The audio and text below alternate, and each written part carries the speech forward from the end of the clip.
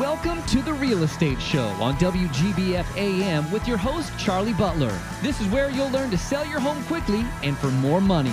And now, the host of the Real Estate Show, the guy who guarantees to sell your home or he'll buy it himself, Charlie Butler.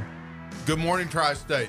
This is the Charlie Butler Real Estate Show, and I'm here as I am every Sunday. I am Charlie Butler, by the way, just in case you were waiting for him to be introduced. And I'm here as I am every Sunday with my co-host, Evie Barr. Good morning, Charlie. Who was barely got here on time this morning. You know, it's Sunday morning. You can't blame a girl for oversleeping a little bit. Okay. Do you know, I had someone ask me the other day, said, please leave that girl alone. They listened to our show about her love life. I did. I had someone come up to me the other day who knew who I was and said, Really? you give her such a hard time. I said, I'm trying not to just make it be me. I said, I've talked to Leslie Morgan, KDQ, and see if her and Dave can get it on their show too. So we're working to expand. I'll be honest, you have not brought it up the past couple of weeks, so I thought we were like past it and we weren't going to bring it up again. But you're just lucky I've got a great sense of humor about it because, you've got to have a sense of humor whenever you're single and you're out in the dating world. I always say if it's not a good date, it's a good story because that's how mine go. Okay. All right. Well, but anyway, so what's been going on with you, Evie? I'm not asking details about your beyond personal life. You mean? Okay. In my business world, mortgages are still going strong. Pre-approvals are up. I do finally have buyers finding houses, which is a great thing. Because, you and I continuously talk about how low the Evansville area inventory is. Yes.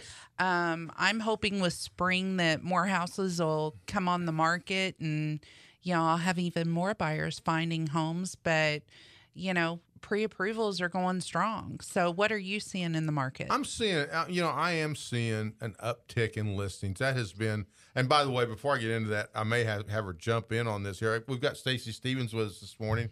Stacy is the president and owner, I guess, of Landmark Realty. Yeah, broker, owner. And also president of the Area Planning Commission. But Stacy, what are you, as Evie and I talk all the time about how inventory is so low, and that we could sell so much more if, and I know next week Dana Bugg's going to be here, and I know what she's going to say, just build one, have Jay go build one for you.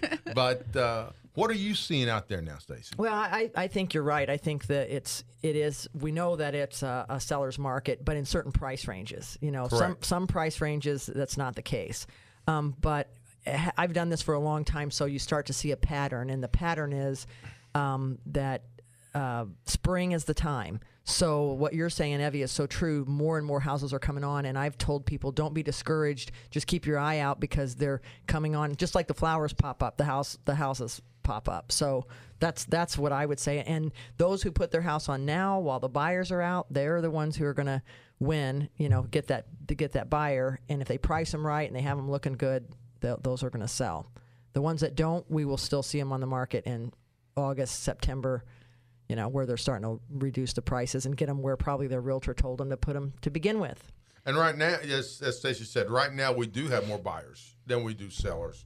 But I am seeing an uptick in listings, so. Yes. Yeah. It's because of spring. Yeah. And I wish, we've been talking about this for months, and I've always said the time really to list your homes in the winter to get the marketing time. And also, you don't have all the competition out there that you got, and people say, well, there's no buyers out there in the winter. And, my point's always been, people out there in the winter are serious. Well, that's true. People that are out there in the winter, they're not out to look at paint colors. Right. They're out to buy a house. But the buyers do tend to wake up in the spring, kind of like the like the Bears and Puxatawny Phil. Everybody kind of comes out and wants to see where they can find a house. But if you're ready and you're priced right and you've got it looking good, when the buyers pop out, there they are. I agree. But you were starting to say about mortgages, though.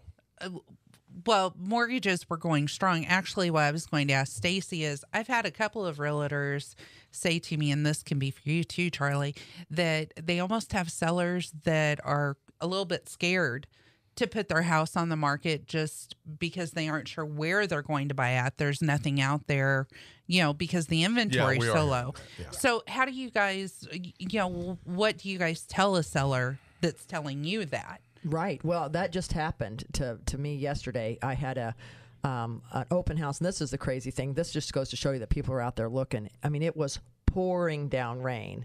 And at my last open house, I had it was a week ago today, Sunday, pouring down rain. I had over 20 people, wow. 21 on a lost track on the first open house. They're coming in soaking wet, and then the second open house, it rained so hard that they had to walk through 2 inches of water on the sidewalk, and 11 people came to that open house. Oh, wow. So I sold that house at that open house. So now we're on not at the open house, but that next week, and but now we're on the hunt for, and there were only 2 in her price range that she could look at.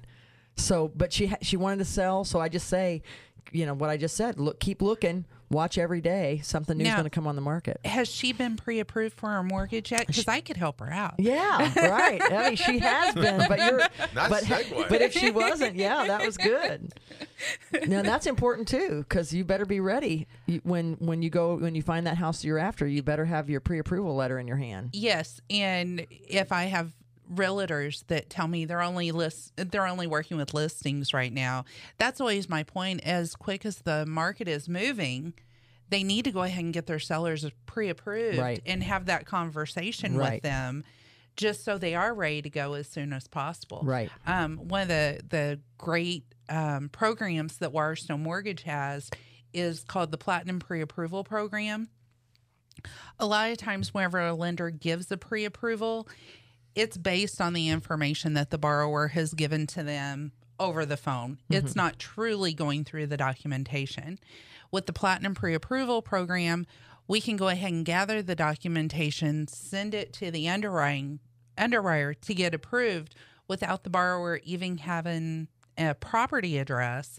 And that way, whenever they do find a property, we might be able to get closed in 2 weeks. Wow. Or a few days longer, depending on the situation. Now, all we're waiting for is the appraisal and the title work. Right. That's and you awesome. can't get those until you have a property. So, it's a great way to get a seller to closing a whole lot quicker, if they are concerned about finding a house after they sell theirs.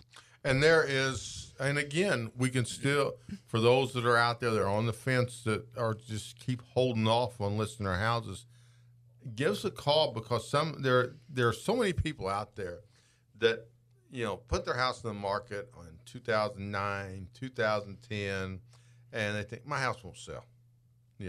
Well, not a lot of houses sold right then, unless they were really, really good prices.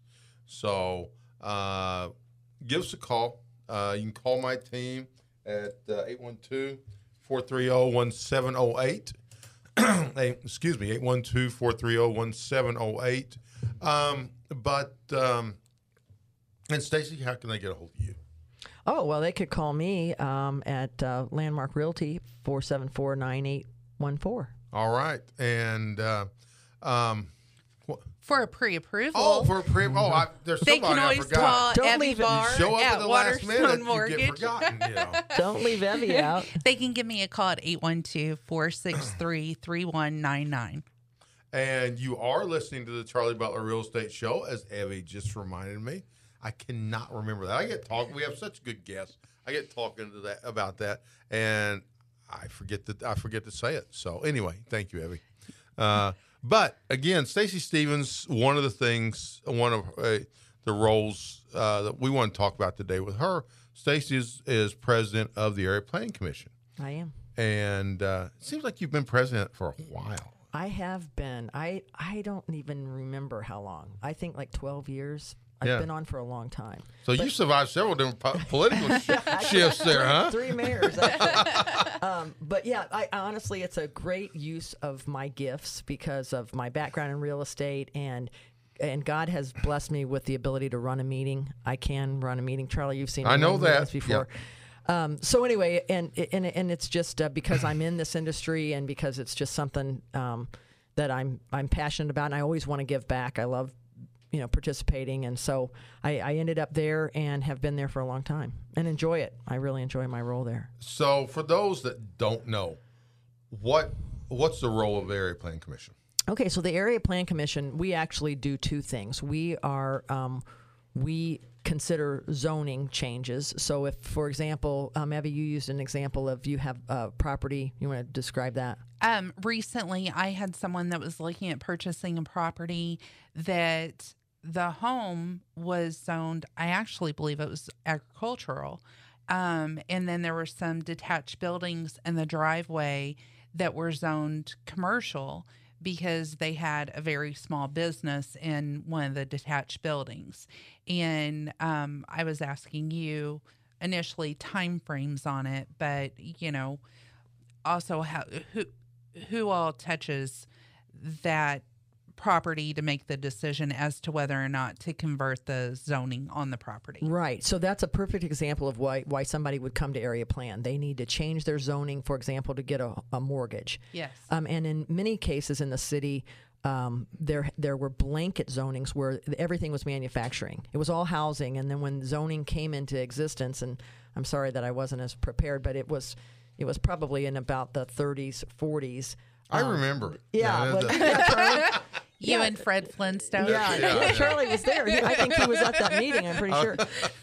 But so they blanket zoned some things that then cause problems for us now because it's a residential property, but it might be zoned manufacturing. So those people would have to come downtown and get it rezoned just to get a residential mortgage.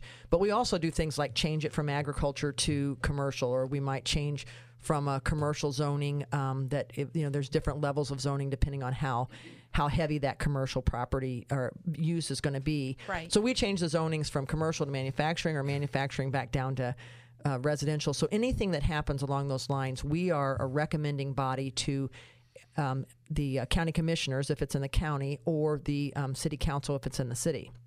So basically, we vet out that claim. Or that petition, so somebody would come forward or come downtown to Area Plan Commission office. They would file an application to change the zoning, and this is kind of the process you were talking about, the timing.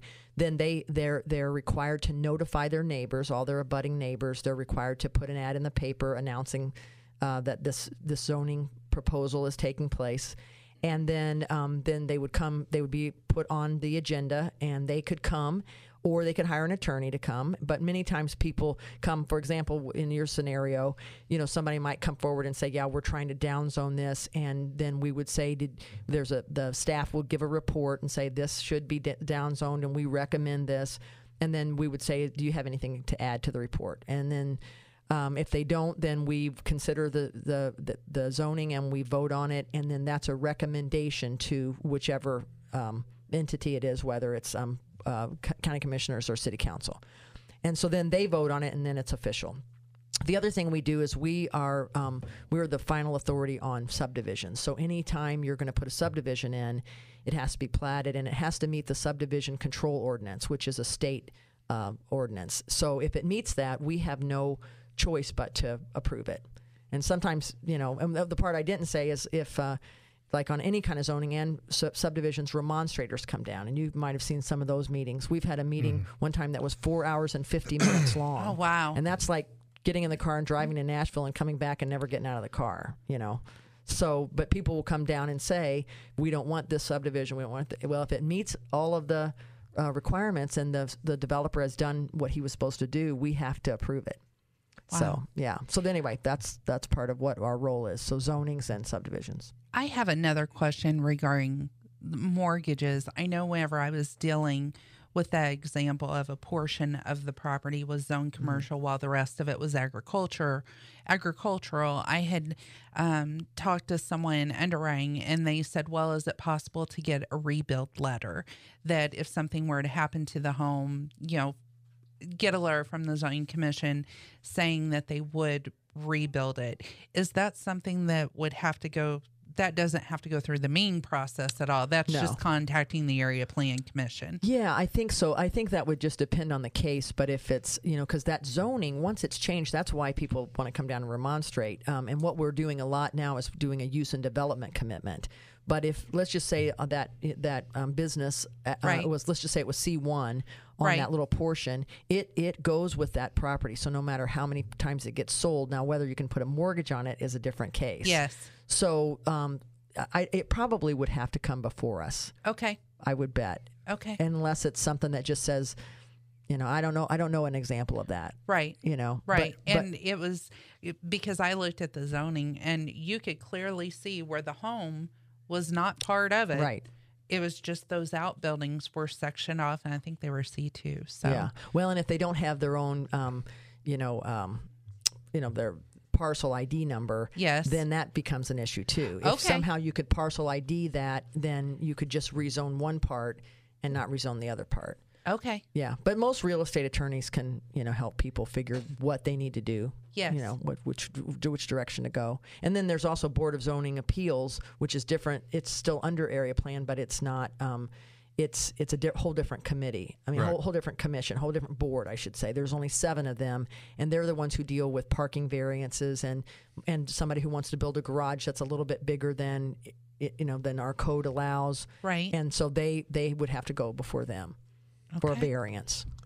Stacy, you and I were talking earlier about Cheryl Musgrave had been on a few weeks ago, and Cheryl is a county commissioner, and Cheryl was telling Evie and I that we are the most heavily permitted county in the state, and I know you through your board you would like to see some changes.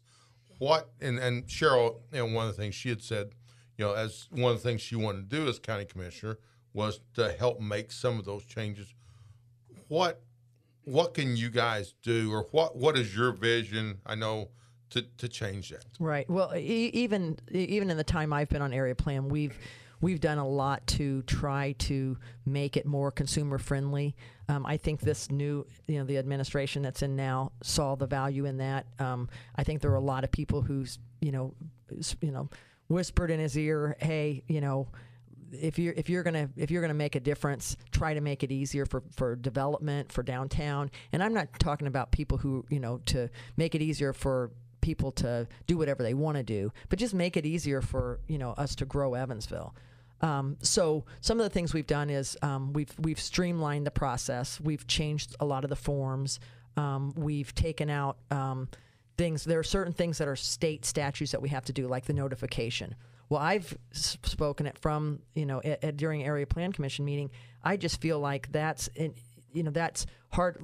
Example like yours, Evie. So it's just a residential customer who has to go through this process. It's an expensive process, and if their plat, if their legal description isn't just like lot 12 of such and such subdivision, if it's like a great big legal description, like the west, Yes. what, blah blah blah. If it's a paragraph, they have to pay for that in the newspaper, and that might be $300 or $500. wow. And that doesn't go to area plan. So I've said, look, in the new technology in the world we are today, why don't they have to post that on the website, post that somewhere? You do have to put a sign on your property on a little stake, so that just to let people know without forcing them. Because who reads the paper? I mean, I shouldn't say Right. that out loud, but It's true though. I mean, Yes. that's not where we're getting our information. So that's an example of what we need to do, but that's state mandated. So that's just not something we're going to change down here. But the things that we can change ordinance-wise to make it easier and to make more sense. One thing we've done that in the city that area plan did along with redevelopment is we took out those onerous restrictions against parking downtown. And you were using an example of that earlier when you and I were talking, Charlie, is that sometimes you know that you're never going to have 60 people come to this store. And if you just happen to be in a big building and it's going to require, that many spots, that's part of where you get a variance. And what Stacey's talking about, we won't say the exact, but there was a large company that was moving to Evansville and putting a store here, and they said, what we've got will not, they weren't going to move 60 here. parking places, but we can do 48. Yeah. they were doing their best to comply. Yeah, Yeah. right. And so that's a good example of how you take that to downtown, and you say, okay, you're going to put in a new store. Well, I want to put a store in on Main Street, and I bought a building that didn't come with any parking. Well, how are you going to do that? And they still had those restrictions, and so Right. they have really relaxed that for just this footprint downtown, which I think has made a big difference because I used an example earlier of somebody who bought a building downtown that didn't come with any parking. They were bringing a really cool business in, and they got all set up, and they spent a lot of money, and then they went to get their use permit or their occupancy permit, and they said, oh, no, you have to have, I can't remember, like 20 or 30 spots. Well, they were only going to have probably 4 customers at a time, this kind of business. But because of the size of their building. So anyway, they had to jump through all those hoops. So those were some of the things that happened about probably 12 or 15 years ago. Right. So those are some of the things that people started seeing downtown, just using downtown as an example. So, and I know your meetings are public record, but, not everybody reads the minutes. Right. Is there anything coming up, as far as businesses you've approved that the public may not know about? Well, yet? And then sometimes I find I don't know what's going on until I get my agenda and get my information. But Costco's coming. I don't know if everybody knows that. Well, where are they coming to? They're going to be in the Martin Group's new promenade out off of between Burkhart and the I-69. The only reason I know is Steve Martin is my company's landlord. And Steve and I were talking one day, and back then he said, because I tried to get him on, he said, I can't talk about it yet. Yeah, right. And there's a lot of things you can't talk about, but now it's public, and I just, when I was reading it, I was like, oh, yay, so that's kind of fun to be part of stuff like that. But Costco has,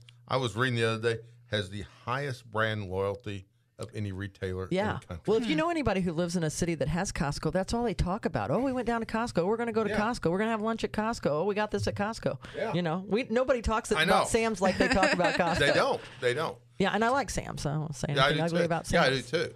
But it's good to have competition too, and yes, at this point they'll have some competition. So anything else besides Costco that you can think of? Any restaurants? See, we don't really see the restaurants generally because the zoning's the same. Yeah. But no, that's probably the biggest one I can think of off the cuff. I'll walk out of here and think about a bunch of stuff. As Bobby, just like we're less than 10 minutes. There's something else I wanted to talk about with you that, and again, you're listening to the Charlie Butler Radio Show on 1280 WGBF. Stacy and I are, in full. We're friends, and we do some business together. But Stacy, I didn't know the developer Ben Kunkel, and Stacy recently introduced me to him, and I got the opportunity to spend some time with him. And he is really a fascinating guy. I mean, we're talking about downtown. I can't think of anyone and I didn't know the guy. And before I ever knew the guy, I thought this way. I can't think of anyone that's done more for downtown than the Kunkel Group has done. Who's made a bigger difference in real estate for sure. Yeah. No, it's really, really interesting. I've been in this business, since 1986. And, you think you know what's going on. Well, I had always heard of the name of Ben Kunkel. I'm like you, had never met him. And, you set your own imagination to what he's like So anyway, I ended up meeting him about, I guess probably 4 years ago, started doing some business with him. And, I mean, he's an architect by nature. And so, by schooling. So by nature, he's... he can just sit at a computer and draw and do stuff, and doesn't really need. He's not a real extrovert by any stretch. So that's part of why people don't know him. He's not real visible. He just loves to create and loves to do the things he does, but he has done. Just like. Well, we're going to run out of time, aren't we, Charlie? Darn, everybody's holding up their fingers. But just a great example, and you hear his story little by little because he's not the kind of guy that just brags or talks about what he's doing at all. And for those that don't know Stacy, real quick, let's talk what he has done for them. Okay. So this is just kind of how it started. He went to Ball State as an architect, came home in the time when nothing really was going on. So he decided to maybe do some design build things. And so he was doing just a few little projects, and they wanted to move their office. They were in the old Executive Inn parking garage building. Do you remember that? Oh, Yes. wow. Yeah. Yeah. So they wanted to, and this is when the lofts were coming in. Everybody was kind of doing the lofts. Downtown was still really, not growing. Yeah. But everybody said in order to make downtown grow, you have to get residential. And I don't know if you know, the city did that loft incentive program, which was really cool. So they thought, well, maybe we'll buy a building and put our office in the lower level and then do the lofts. Well, all those loft buildings were going for like $300,000. And then they found the old J.C. Penney building, and they bought that building for like $150,000. So they bought, however big it was, like 60,000 square feet. Yeah. I mean, I don't remember. These numbers are probably not accurate. And they're like, oh my gosh, we can do this whole building for, buy this whole building for half this other. So that's kind of how it started. And they were going to do an office downstairs, and his brother Adam was going to be in a loft above, and then they just decided to do condos, so they did that project. Then they did the old DeYoung's building, which is beautiful, where the mayor and Lloyd and Carol live up in a beautiful condo. And then they did another one across the street, and then they did the old Hilliard Lyons building as a Kunkel Square, which Hilliard Lyons is supposed to be really nice. I've got a girl that works for me that lives in Hilliard Lyons. It is fabulous. Yeah, yeah. And he did Market Street Living, which is the retirement living, and then he's just done all kinds of projects. And as we know, he bought the old Whirlpool plant that was sitting dormant, just doing nothing, and could be a big eyesore for our city. And of course, Charlie, I took you out there. I wanted to take that tour. Yeah, we and that took was the tour fascinating. The other day. Yeah. And Stacey, thanks, and I owe Stacey. We took the tour of the Whirlpool plant, and those that don't know, there are several Fortune 500 and Fortune 1000 companies that are in there. There's, Sugar Steel's in there, Flanders Electric, GAF. Yeah, they're just quietly. The Guardian Automotive. Yeah, quietly SRG, quietly doing their business out there, and he's got that 100% full of companies. Yeah, it's over 1 million square feet out there, which is over 1 million square feet, and I think that he's got some office space, but I think it's like 960,000 square feet. Yeah, that's full, and I mean the amount of jobs that's bringing here is just tremendous. Well, and also McCurdy. Before we run out of time. So yesterday, Stacey and I were with Ben and Stacey, and we went to McCurdy. Yeah, and and for those out in the area that don't, the McCurdy Hotel was a fabulous hotel years ago that had kind of fallen into disrepair. And it had really fallen into disrepair. And that's right on the river. It's on the river. Correct? I'll let you pick it up from there. Well, anyway, it had been vandalized. It had been sitting empty, and so anyway, he has done a fabulous job. They're opening soon, and anyway, so it's just been, for me, it's been a blessing to be involved with him, and I just know that. And you're downplaying that though, because we went in there yesterday, and it is fabulous what's already been done. It is fabulous. I mean, the chandeliers, all the original, so much stuff that looks original. Yeah. For those that think, I know there are people that probably do, but for those that think the old Wellborn Hospital, there hadn't been anything. Right. Go inside that and he's done that project too. And, I mean, that's Class A office So space. what he's done in a nutshell is he's taken what really were what to everybody else just looked like an abandoned old building, and he's created beauty, and it's just awesome. Are those apartments or condos or McCurdy, commercial? Apartments and commercial on the first floor, but Okay. apartments, and he already has 50 of them spoken for. Wow.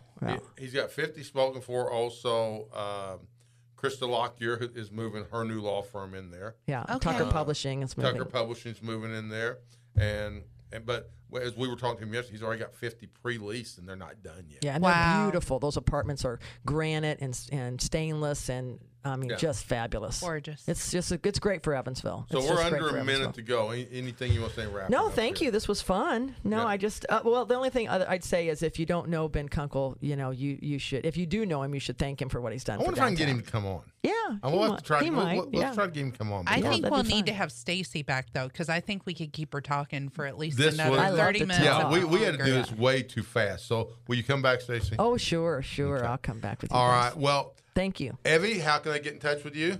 812-463-3199. And you can reach me at 812-430-1708 at the Charlie Butler team. We got to go. Thanks, everybody. Have a great Sunday. You've been listening to The Real Estate Show on WGBF AM with the guy who guarantees to sell your home or he'll buy it himself, Charlie Butler. Join us every week at this time to find out how to sell your home quickly and for more money. For more information, email cbutler@kw.com or visit charliebutlerteam.com.